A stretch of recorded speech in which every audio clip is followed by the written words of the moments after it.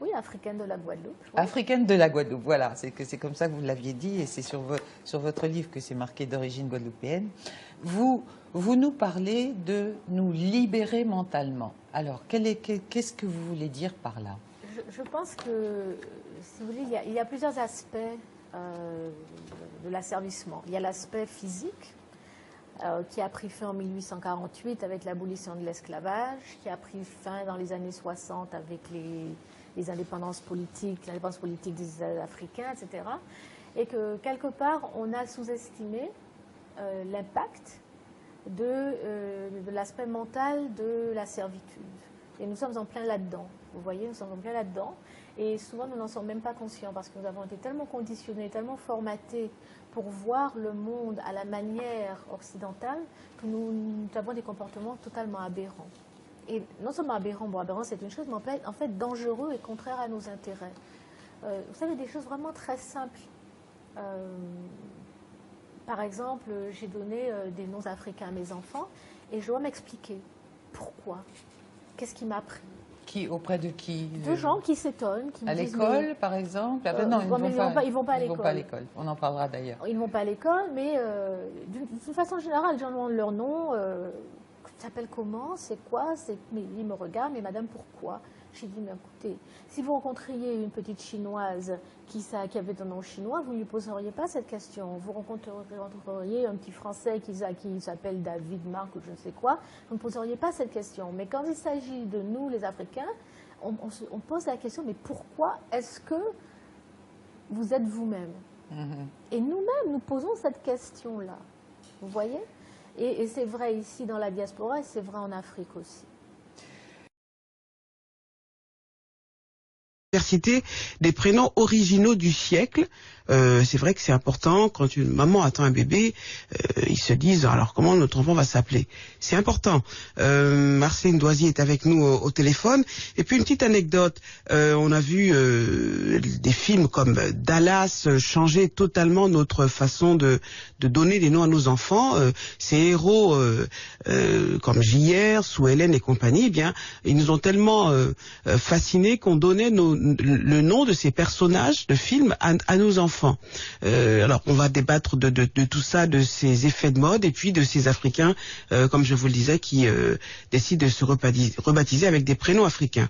Lasconi Ngambulu, je sais que c'est votre nom, mais abrégé. Hein. Tout d'abord, bonjour Madame. Bonjour, merci. Bonjour à Monsieur Gourevitch et bonjour à mon aîné Dumbi Fakoli. Bonjour également à vos auditeurs. Alors moi, je m'appelle pas Ngambulu, je m'appelle Ngambulu Yasangi Yamina Bantu, qui signifie le lion de la brousse qui dévora les braconniers. Donc c'est un nom d'origine Congo. Je m'inscris dans une démarche de totale rupture parce que je pars du principe que tout colonialisme, toute colonisation est raciste. Lorsqu'on quitte son pays avec la prétention d'aller civiliser les autres, c'est une démarche tout à fait raciste. Parce que avant d'aller civiliser les autres, il faudra déjà faire l'inventaire de son histoire, de s'assurer si on est civilisé ou pas. Voilà ce que j'avais à dire en premier temps.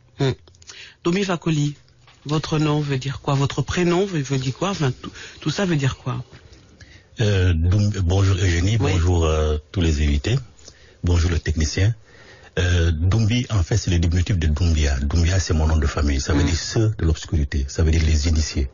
Et Fakoli, c'est la contraction de Fa et de Koli. Fa, c'est le nom d'un aigle, un aigle impérial. Et Koli, Fa, c'est le nom, ça veut dire père ou grand-père. Et Koli, c'est le nom d'un aigle impérial. Donc, la contraction fait Fakoli. En fait, c'est pas un prénom, c'est un titre. C'est un titre que l'on attribue à ceux qui ont poser des actes importants. Bon, je l'ai usurpé parce que je n'avais rien fait encore avant de le prendre, mais c'est un nom qui me plaisait. Vous l'avez usurpé. Est-ce que ce sont des noms, pour vos deux cas, ce sont des noms qu'on vous a donnés, que vos parents vous ont donnés à la naissance, ou alors ce sont des noms que vous avez pris par la suite? Pour ce qui me concerne, c'est un nom, c'est pas un nom que mes parents m'ont donné à ma naissance. Mes parents sont d'origine, sont plutôt de confession musulmane, donc ils m'ont automatiquement donné un nom musulman que j'ai rejeté, parce que je considère tous les noms étrangers comme des noms d'esclaves. Ça ne nous représente pas, ça n'a rien à voir avec notre histoire. Par le nom, l'importance du nom est fondamental. On va en parler tout à l'heure. Aussi bien sur le plan profane que sur le plan ésotérique. Donc j'ai rejeté ce nom et je me suis approprié un nom africain. Avant même de connaître la signification de Fakoli, je me le suis approprié. C'est par la suite que j'ai découvert lorsque j'ai écrit un livre sur lui. Et pour vous, Ce sont des Noirs qui se sont révoltés. Et des femmes qui ont emmené des Noirs vers le Nord pour les libérer, contre la volonté des Blancs du Nord. D'accord? Donc c'est le cas de Harriet Tubman. C'est le cas d'une femme dont nous allons parler plus tard quand on va honorer les femmes, qui s'appelait Sojourner Truth. Elle ne voulait pas prendre son nom d'esclave, ce qu'on appelle slave name.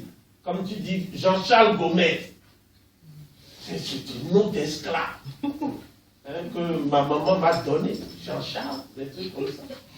Mais quand tu viens ici, là, il ne faut pas m'insulter. Donc il faut m'appeler Corvi Reknire. Tu vois, non? C'est-à-dire le frère de combat Corvi Reknire. Et moi, je suis entouré d'autres frères et sœurs de combat. Par exemple, la sœur de combat Jalissa Sekhmet, celle qui a fait le livre. Ça, c'est pas son nom qu'on lui a donné en Guadeloupe. C'est pas le slave name. C'est-à-dire, tu ne peux pas faire les formations aussi si tu ne connais pas par le calendrier astronomique ton nom. On ne peut pas en public dire « Hé, lève-toi, Henri ». Les gens vont dire « Mais quel est ce mouvement africain ?» C'est des noms, c'est comme tu appelles ton chat ou ton chien Médor. Tu dors.